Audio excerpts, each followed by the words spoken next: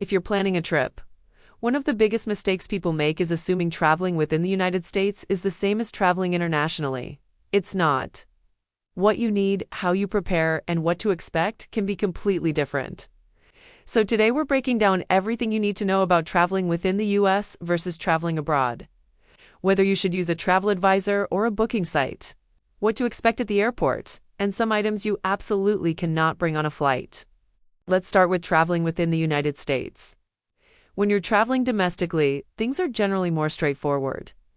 You do not need a passport to fly within the US, but you do need a valid government-issued ID. This could be a driver's license or a state ID also. Keep in mind that real ID requirements are becoming more important, so make sure your ID is compliant to avoid issues at the airport. For domestic travel, you typically don't need visas, vaccinations, or additional documentation beyond your ID and boarding pass. However, you should still double-check airline requirements, especially if you're flying with children, pets, or special medical equipment. Now let's talk about traveling abroad, because this is where preparation really matters. When traveling internationally, a passport is required. And not just any passport. Many countries require that your passport be valid for at least 6 months beyond your return date. Some countries also require blank passport pages for entry stamps.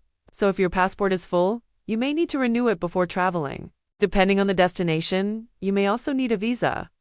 Visas can vary by country, length of stay, and purpose of travel.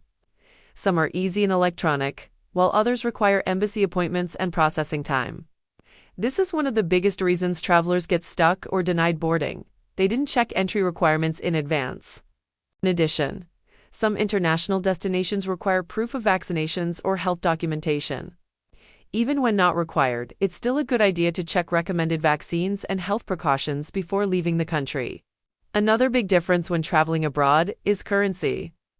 You'll want to know whether your destination uses cash heavily, if cards are widely accepted, and whether you should exchange money before leaving or after you arrive. Now, let's talk about using a travel advisor versus booking on your own using a booking site, because this decision can completely change your travel experience. Booking sites can be great for quick trips, simple hotel stays, or when you already know exactly what you want. They allow you to compare prices quickly and book instantly.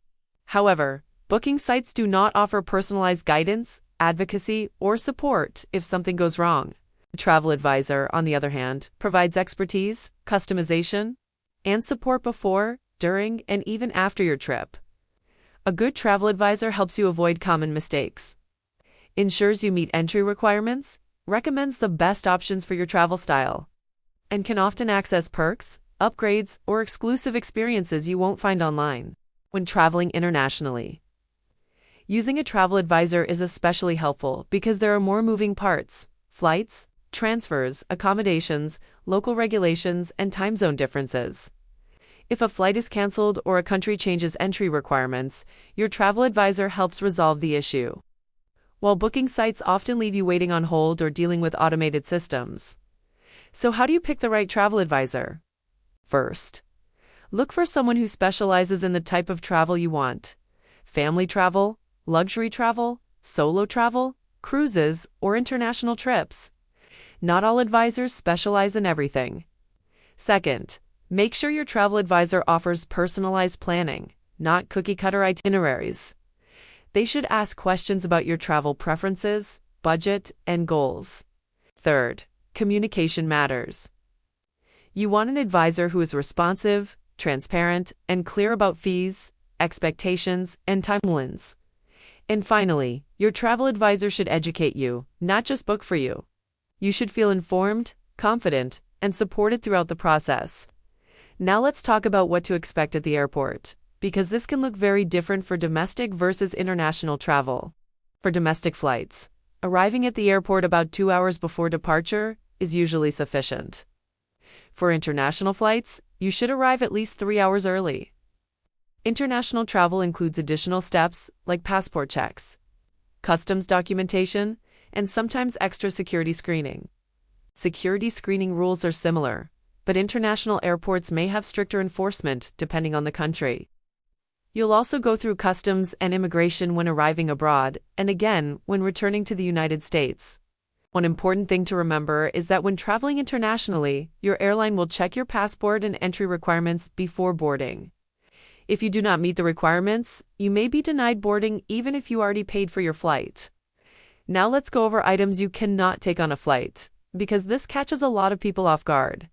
Carry-on bags. Liquids must follow the 311 rule. That means containers no larger than 3.4 ounces, all fitting into one clear quart-size bag. This applies to things like toiletries, perfumes, and cosmetics. Sharp objects, including scissors, razors, and knives, are not allowed in carry-on bags. These items must go in checked luggage.